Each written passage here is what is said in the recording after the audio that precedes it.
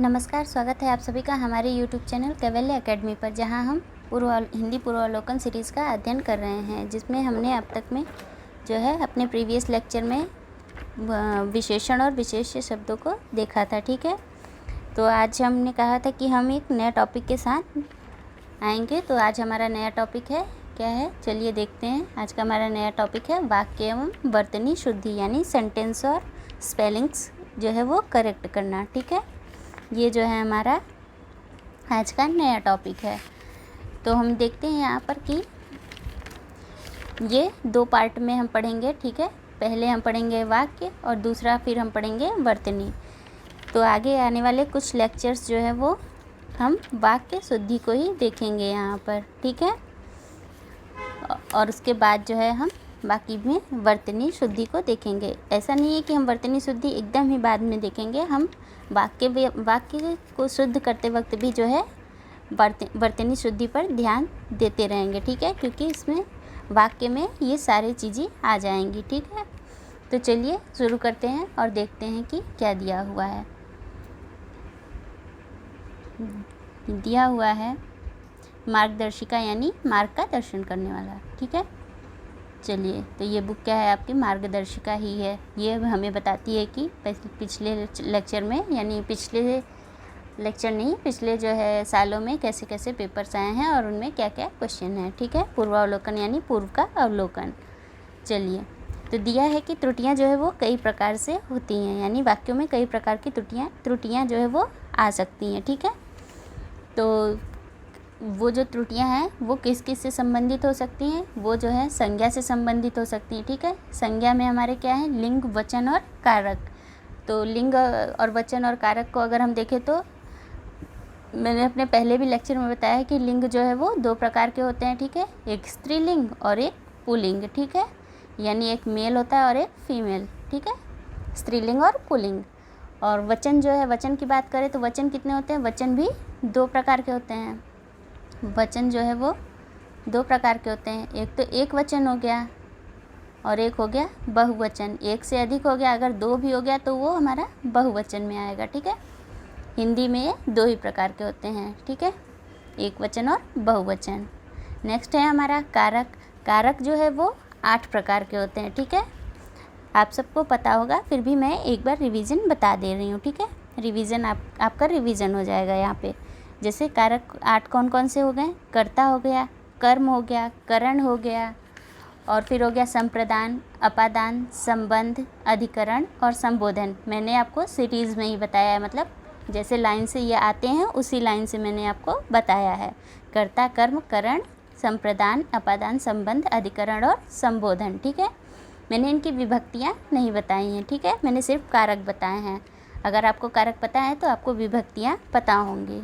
ठीक है, चलिए, नेक्स्ट है हमारा सर्वनाम संबंधी। तो सर्वनाम संबंधी में अगर हम देखें तो क्या होता है? सर्वनाम में 3 आते हैं, उत्तम, मध्यम और अन्य पुरुष। ठीक है, जैसे इंग्लिश में होता है ना, आई, मी, दे, यू, ये सब जो होते हैं वो क्या होते हैं? वो हमारे सर्वनाम में आते हैं। सर्वनाम क्या होते हैं? जो संज्ञा के बिहाफ पे यूज़ किए जाते हैं। ठीक है, नेक्स्ट है हमारा विशेषण संबंधी। विशेषण हमने ऑलरेडी इतना पढ़ लिया है। ठीक है, फिर आता है क्रिया संबंधी और फिर आता है अव्यय संबंधी त्रुटियाँ। ठीक है, इन सब को, इसके साथ ही वर्तनी संबंधी त्रुटियाँ भी इसमें आती हैं। ठीक है, जिन्हें हम आगे देखेंगे।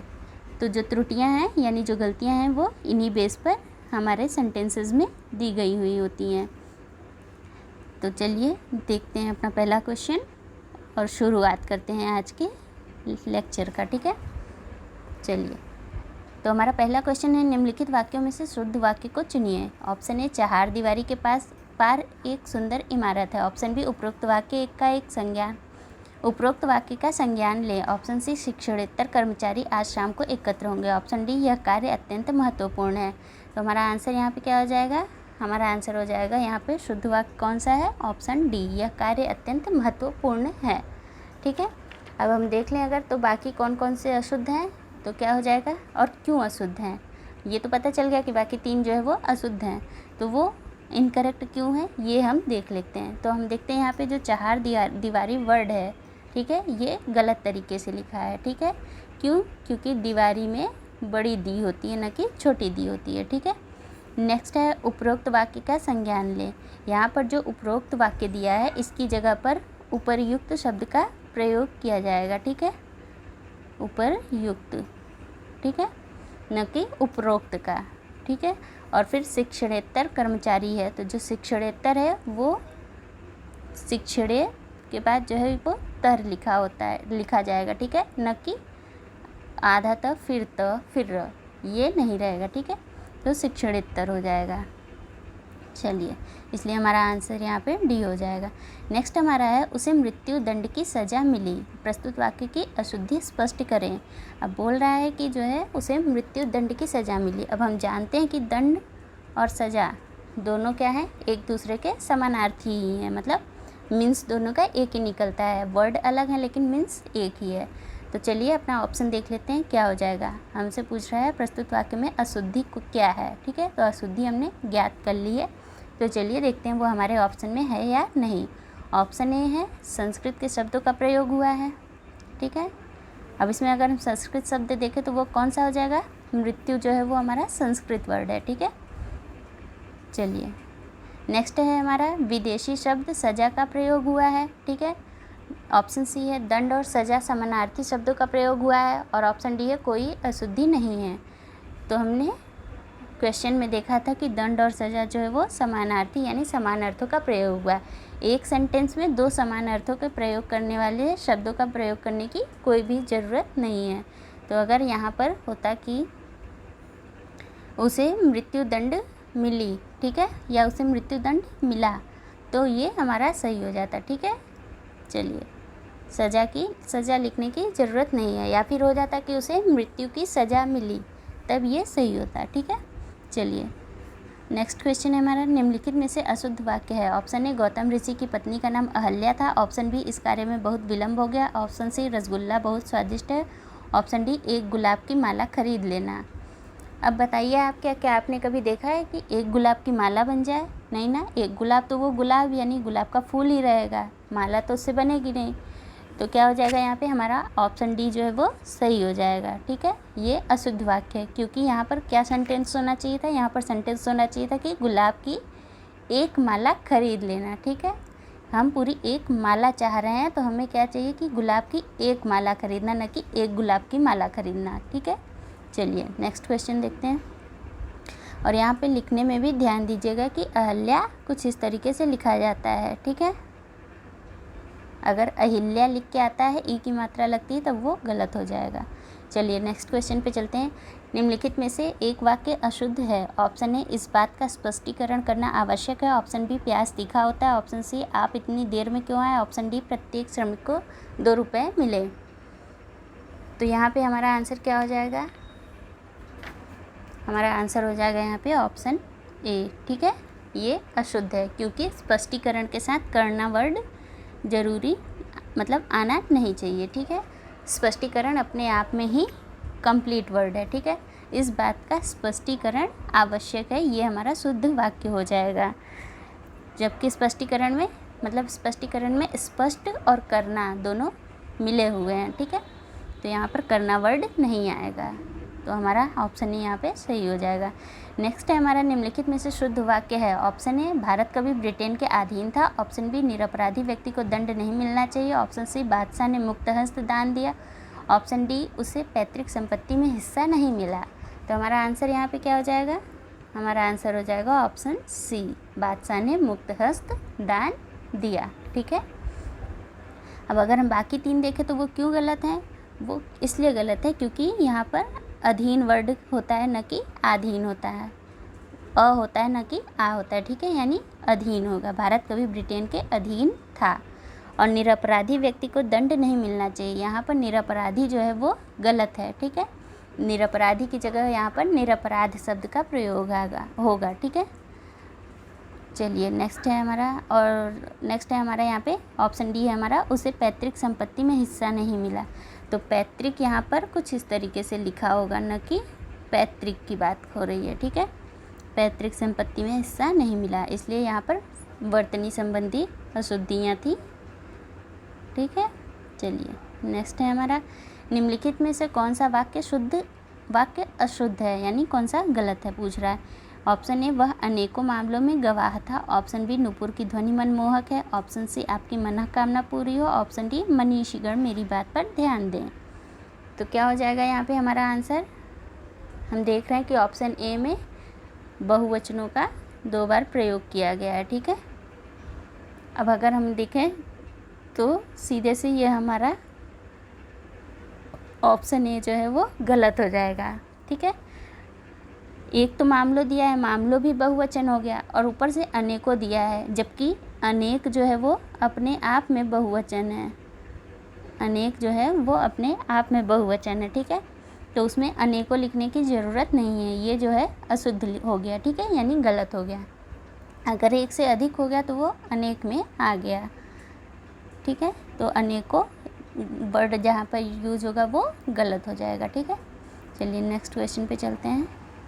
नेक्स्ट क्वेश्चन है हमारा, निम्नलिखित में से शुद्ध वाक्य का चयन कीजिए। ऑप्शन ए संसारिक समस्याओं में सभी फंसे हैं। ऑप्शन बी निरपराध व्यक्ति को दंड क्यों मिला। ऑप्शन सी हिंदी देवनागरी लिपि में लिखी जाती है। ऑप्शन डी अत्यधिक दुख सहा नहीं जाता। तो हमारा आंसर क्या हो जाएगा यहाँ पे? हमारा आंसर हो जाएगा निरपराध व्यक्ति को दंड क्यों मिला। ठीक है, ऑप्शन बी हमारा यहाँ पे सही हो जाएगा। अब बाकी 3 में अशुद्धियाँ अगर देखें तो क्या हो जाएगा?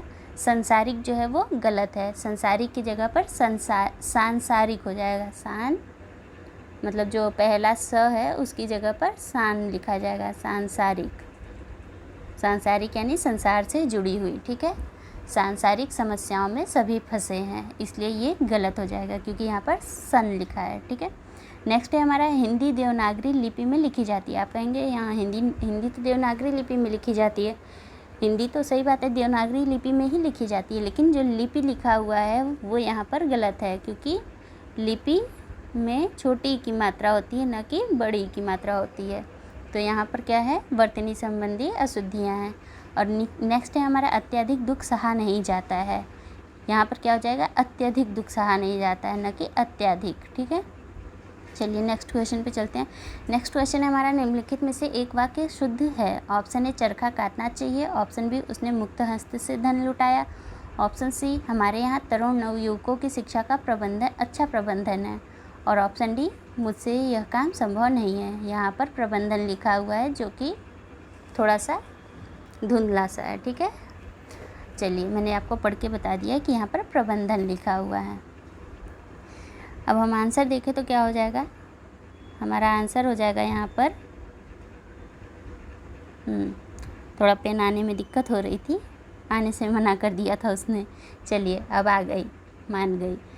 तो दिया है कि ऑप्शन ए है हमारा, चरखा काटना चाहिए। तो हम जानते हैं कि चरखा जो है वो चलाया जाता है, न कि काटा जाता है। जो काटा जाता है वो होता है सूत, यानी जो धागा होता है वो काटा जाता है, न कि चरखा काटा जाता है। चरखा चलाया जाता है, चरखे से सूत काटा जाता है। ठीक है, तो ये हमारा अशुद्ध हो गया।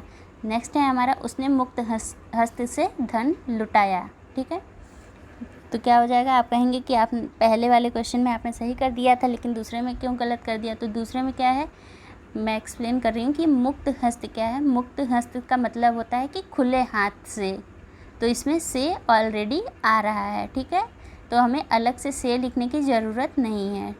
तो क्या हो जाएगा? उसने मुक्त हस्त धन लुटाया, ये हमारा करेक्ट वर्ड हो जाएगा, जबकि यहाँ पर से जो है वो इनकरेक्ट कर रहा है हमारे सेंटेंस को। ठीक है, नेक्स्ट है हमारे यहाँ तरुण नवयुवकों की शिक्षा का अच्छा प्रबंधन है। तो ये क्या हो जाएगा हमारा? ये भी गलत हो जाएगा। क्यों? क्योंकि पहले तो अगर हम तरुण को देखें तो तरुण जो है ये गलत लिखा हुआ है। तरुण कुछ इस तरीके से लिखा होता है, न कि इस तरीके से। ठीक है, दोनों में डिफरेंस है, तरुण और तरुण। ठीक है, और फिर इस तरुण का क्या मतलब होता है? इस तरुण का मतलब ही होता है नवयुवक। ठीक है, यानी जो नया है, युवक यानी अभी यंग है। तो 2 बार लिखने की तो ज़रूरत है नहीं, इसलिए ये जो है वो गलत हो गया। एक ही शब्द को 2 बार लिखा गया है यहाँ पर। ठीक है, तो बचता है हमारा एक ऑप्शन, मुझसे यह काम संभव नहीं है। ये जो है हमारा सही हो जाएगा। ठीक है, चलिए नेक्स्ट क्वेश्चन पे चलते हैं। नेक्स्ट क्वेश्चन है हमारा, निम्नलिखित में से कौन सा वाक्य शुद्ध है, हमसे करेक्ट वर्ड पूछ रहा है। ऑप्शन ए राम और श्याम संबंधी चर्चा, ऑप्शन बी राम और श्याम से संबद्ध चर्चा, ऑप्शन सी राम और श्याम विषयक चर्चा, ऑप्शन डी राम और श्याम से संबंधित चर्चा। अब हम देखें तो क्या हो जाएगा यहाँ पर दिया है ऑप्शन ए राम और श्याम संबंधी चर्चा, मतलब बोल रहा है कि राम एक है और एक श्याम, तो ये जो संबंधी चर्चा है वो सिर्फ श्याम से रिलेटेड हो रहा है, न कि राम से। और बोल रहा है मीन्स इसका क्या निकलना चाहिए कि दोनों से संबद्ध चर्चा है, तो राम और श्याम दोनों से संबद्ध चर्चा है, वो हमारा सिर्फ ऑप्शन बी में समझ में आ रहा है। ठीक है, इसलिए हमारा ऑप्शन बी यहाँ पे सही हो जाएगा, बाकी 3 जो है वो गलत हो जाएंगे। चलिए नेक्स्ट क्वेश्चन पे चलते हैं। नेक्स्ट दिया है हमारा निम्नलिखित में से शुद्ध वाक्य है। ऑप्शन ए यहाँ मीठे पानी का एक कुआं है, ऑप्शन बी 1 रुपये में कितने पैसे होते हैं, ऑप्शन सी आज रेणु देवी का व्याख्यान होगा, ऑप्शन सी साधु को भिक्षा दो। तो हमारा क्या सही हो जाएगा यहाँ पे आंसर, हमारा आंसर हो जाएगा आज रेणु देवी का व्याख्यान है। ठीक है, आज रेणु देवी का व्याख्यान है या व्याख्यान होगा। ठीक है, अब यहाँ पे दिया है कि यहाँ मीठे पानी का एक कुआं है, तो हम जानते हैं कि कुआं में छोटा ऊ की मात्रा होती है, न कि बड़ा ऊ की मात्रा होती है, तो यहाँ पर कुआं जो है वो गलत लिखा है। ठीक है, और नेक्स्ट है हमारा 1 रुपये में कितने पैसे होते हैं, 1 रुपये में कितने पैसे होते हैं। तो हम जानते हैं कि जो 1 रुपया है वो हमारा एक वचन में है, न कि बहुवचन में है। रुपया सिर्फ एक ही, अगर 2 हो जाता तब वो बहुवचन में चला जाता, लेकिन यहाँ पर 1 ही रुपये की बात कर रहा है, यानी वो 1 रुपया हो जाएगा। ठीक है, न कि रुपये होगा। तो 1 रुपया में कितने पैसे होते हैं, ये हमारा सही हो जाएगा, और लास्ट में क्वेश्चन मार्क लगेगा, न कि ये लगेगा। ठीक है, चलिए नेक्स्ट है हमारा साधु को भिक्षा दो। सेम साधु में जो है वो छोटा ऊ की मात्रा होती है, न कि बड़ा ऊ की मात्रा होती है। ठीक है, तो क्या हो जाएगा साधु को भिक्षा दो, ये हमारा गलत हो गया। चलिए, तो हमारा सही आंसर क्या हो गया, ऑप्शन सी आज रेणु देवी का व्याख्यान होगा। नेक्स्ट है हमारा निम्नलिखित में से शुद्ध वाक्य का चयन कीजिए। ऑप्शन ए नौकर आटा पिसवाने गया है, ऑप्शन बी 1 गुलाब के फूल की माला ले आओ। इसीलिए मैं यहाँ पर,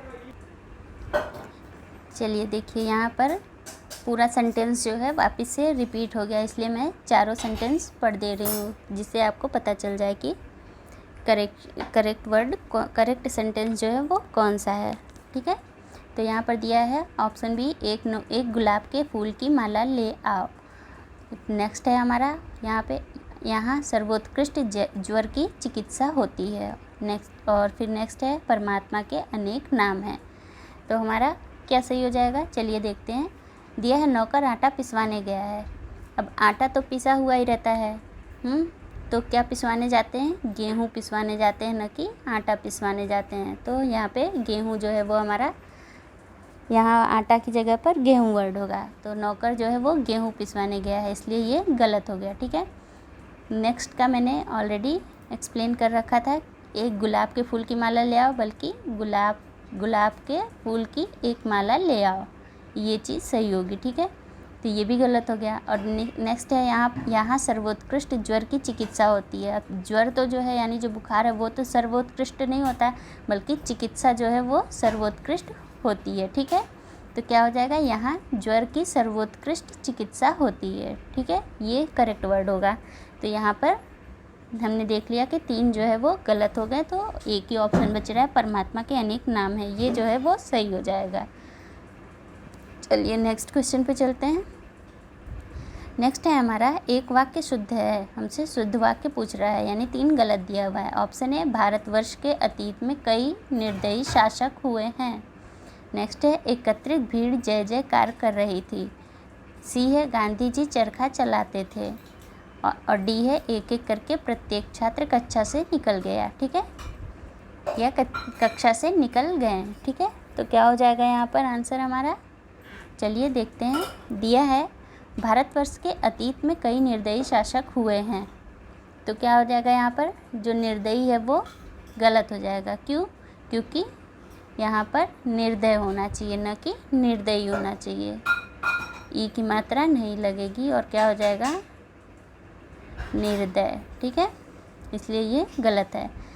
नेक्स्ट है, एकत्रित भीड़ जय जयकार कर रही थी। अब भीड़ भी दिया है और एकत्रित भी दिया है।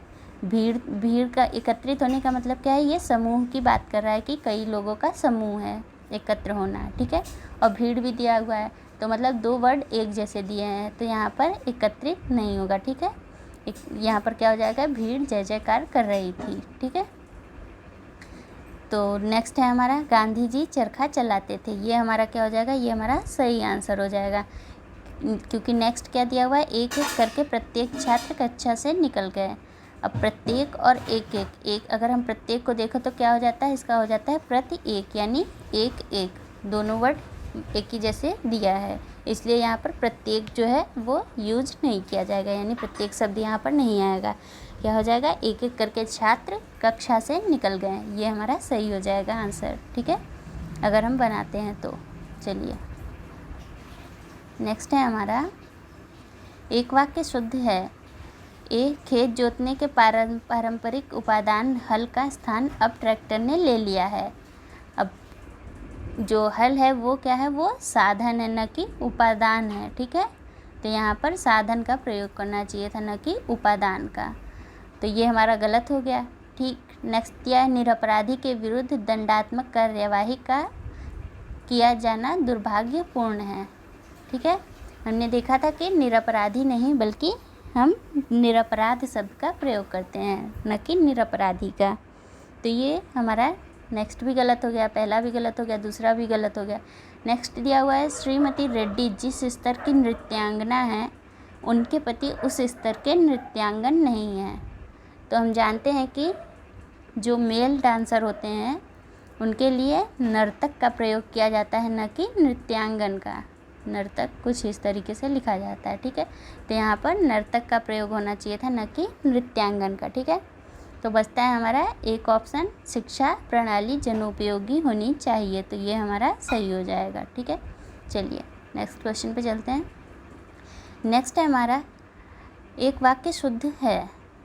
ऑप्शन ए, स्वामी विवेकानंद का भाषण सुनकर उपहास उड़ाने वाले अमेरिकियों पर घड़ों पानी पड़ गया। नेक्स्ट है, बाजार पर साप्ताहिक अवकाश सोमवार को रहता है। बाजार का साप्ताहिक अवकाश सोमवार को रहता है। थर्ड है, वह दुखी स्त्री वैधव्यता का जीवन बिता रही है। और डी है, मैं सपरिवार सानंदित हूँ। तो हमारा आंसर यहाँ पे क्या हो जाएगा, हमारा आंसर हो जाएगा ऑप्शन ए, ये जो है वो शुद्ध है। ठीक है, अब दिया है कि बाजार का साप्ताहिक अवकाश सोमवार को पड़ता है, तो यहाँ पर अवकाश की जगह पर बंदी शब्द का प्रयोग ज़्यादा उचित लगता है, तो क्या हो जाएगा, बंदी हो जाएगा। बाजार का साप्ताहिक अवकाश या साप्ताहिक बंदी जो है वो सोमवार को रहता है, तो यहाँ पर बंदी जो है वो करेक्ट वर्ड होगा। नेक्स्ट है, वह दुखी स्त्री वैधव्यता का जीवन बिता रही है। अब स्त्री ही जो है वो वैधव्यता मतलब विधवा होती है, तो क्या हो जाएगा, यहाँ पर स्त्री लिखने की ज़रूरत नहीं है। ठीक है, तो यहाँ पर क्या हो जाएगा, ये जो है ये हमारा गलत हो जाएगा। ठीक है, नेक्स्ट है हमारा, मैं सपरिवार सानंदित हूँ।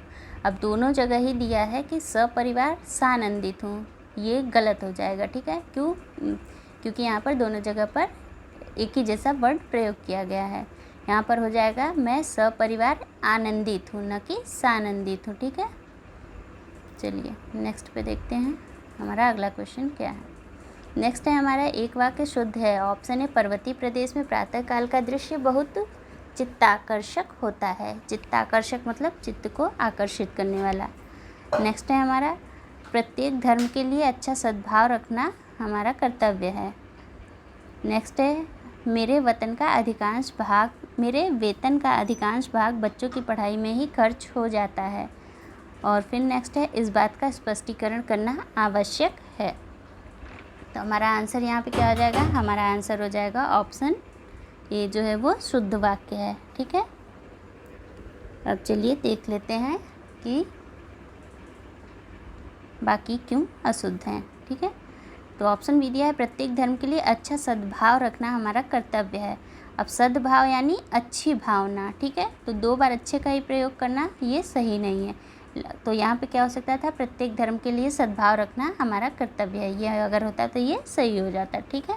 या फिर हो जाता अच्छा भाव रखना हमारा कर्तव्य है, सद ना होता, ठीक है। चलिए नेक्स्ट है, मेरे वेतन का अधिकांश भाग बच्चों की पढ़ाई में ही खर्च हो जाता है। अब यहाँ पर अधिकांश में क्या है, अधिक अंश, अंश जो है मतलब भाग, तो यहाँ पर 2 बार भाग का प्रयोग हो गया, अधिकांश में भाग आ जा रहा है, इसलिए भाग यहाँ पर नहीं होगा, ठीक है। और दिया नेक्स्ट क्या है, इस बात का स्पष्टीकरण करना आवश्यक है। मैंने बताया था स्पष्टीकरण में स्पष्ट और करण है, यानी स्पष्ट करना, तो करना अलग से लिखने की ज़रूरत नहीं है, ठीक है, इसलिए ये 3 गलत हैं। चलिए नेक्स्ट पे चलते हैं।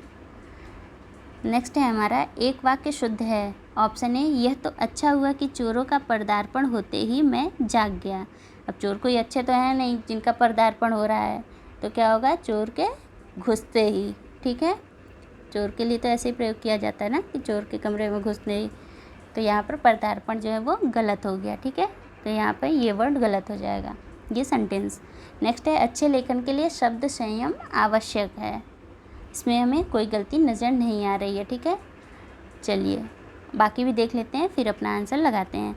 नेक्स्ट है हमारा, कक्ष में असंख्य जनसमूह उपस्थित था, ठीक है, तो यहाँ पर क्या दिया हुआ है, दिया है कि कक्ष में असंख्य, एक तो असंख्य भी बता रहा है, ऊपर से बता रहा है जनसमूह, तो दोनों जो है वो, दोनों का प्रयोग जो है एक साथ सही नहीं है, ठीक है, दोनों में से किसी एक का ही प्रयोग सही लगता है, तो यहाँ पर असंख्य का प्रयोग अनुचित सा लग रहा है, ठीक है। और नेक्स्ट है, रामचरितमानस तुलसी की सबसे सुंदरतम कृति है। अब यहाँ पर 2 वर्ड बता दे रहा है कि सबसे सुंदरतम कृति है। सुंदरतम का मतलब क्या हो गया, ये श्रेष्ठ हो गया, सबसे अधिक सुंदर, तो यहाँ पर सबसे वर्ड लगाना ज़रूरी नहीं है, ये गलत हो जाएगा। तो हमारा आंसर क्या हो जाएगा, अच्छे लेखन के लिए शब्द संयम आवश्यक है, ये हमारा सही हो जाएगा। नेक्स्ट पे चलते हैं। नेक्स्ट है हमारा, निम्नलिखित वाक्यों में से शुद्ध वाक्य है। ऑप्शन ए, मेरे घर के पास एक हलवाई की दुकान है। ऑप्शन बी, मेरे घर के पास एक हलवाई की दुकान स्थित है। ऑप्शन सी, मेरे घर के पास एक हलवाई की दुकान है। ऑप्शन डी, मेरे घर के पास हलवाई की एक दुकान है। तो क्या हो जाएगा, ऑप्शन डी हमारा सही हो जाएगा, मेरे घर के पास हलवाई की एक दुकान है, ठीक है, ये हमारा सही हो जाएगा। एक हलवाई की दुकान, ये चीज़ गलत है जो कि तीनों में दिया है, जबकि हलवाई की एक दुकान होती है, ना कि एक हलवाई की दुकान होती है, ठीक है। चलिए नेक्स्ट पे चलते हैं। नेक्स्ट क्वेश्चन है हमारा, निम्नलिखित वाक्यों में शुद्ध वाक्य है। ऑप्शन ए, श्री कृष्ण के अनेकों नाम हैं। ऑप्शन बी, भगवान श्री कृष्ण के अनेकों नाम का उल्लेख मिलता है। ऑप्शन सी, श्री कृष्ण को अनेकों नाम से पुकारा जाता है। ऑप्शन डी, श्री कृष्ण के अनेक नाम हैं। तो मैंने बताया था कि जहाँ पर अनेकों आए वो वर्ड गलत होगा, क्योंकि अनेक अपने आप में बहुवचन है, तो यहाँ पे हमारा ऑप्शन डी जो है वो सही हो जाएगा। चलिए नेक्स्ट पे चलते हैं। दिया है, शुद्ध वाक्य को चयन कीजिए, यानी शुद्ध वाक्य क्या है, कौन सा है। ऑप्शन ए है, देखो फूल पर भौरे भिनभिना रहे हैं।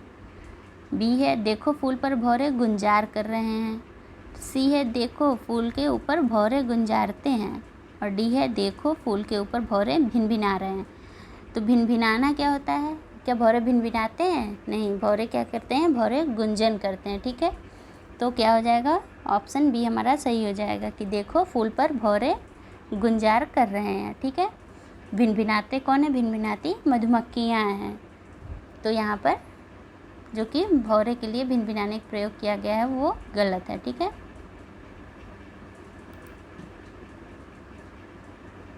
नेक्स्ट है हमारा, निम्नलिखित शब्दों में से शुद्ध वाक्य है। ऑप्शन ए, उसकी शंका का निवारण हो गया।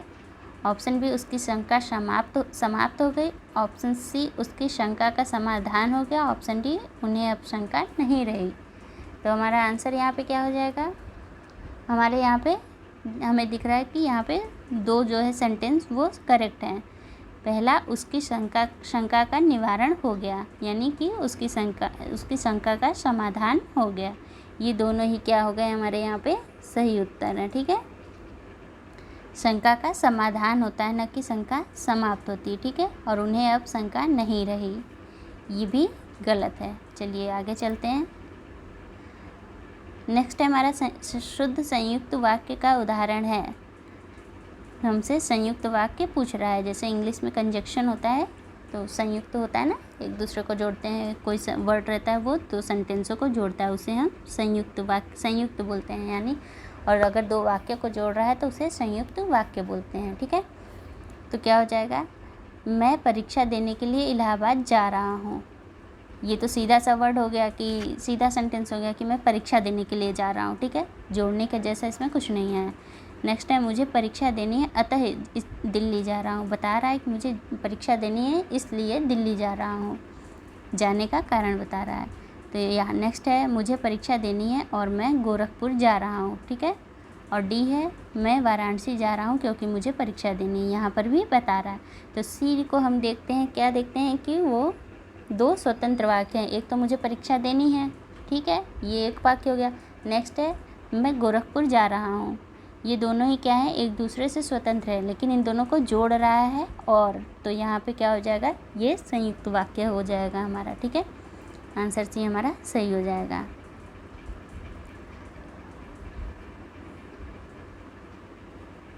चलिए आज के लिए इतना ही रखते हैं और मिलते हैं अपने अगले वीडियो में आगे के क्वेश्चनों के साथ। तब तक के लिए थैंक यू सो मच। अगर आपको वीडियो अच्छा लगे तो प्लीज़ लाइक शेयर और सब्सक्राइब ज़रूर करें। Thank you so much.